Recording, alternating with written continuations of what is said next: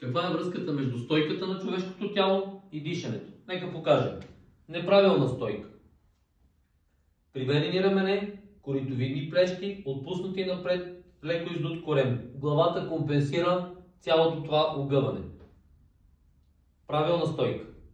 Изтеглен гръден кош, рамената леко са изтеглени нагоре, отпускаме ги, за да няма напрежение в трапециовидните мускули, активираме еректорите и коремните мускули, които поддържат стойката на тялото. И сега как можем да подобрим нашата стойка с едно много лесно упражнение, което е постижимо за всички от 5 до 95 годишна възраст. Заставаме до стената, подпираме петите, подпираме таза, подпираме главата. Цялата задна част е подредена в една равнина. В това положение изтегляме раменете максимално назад, колкото ни е възможно.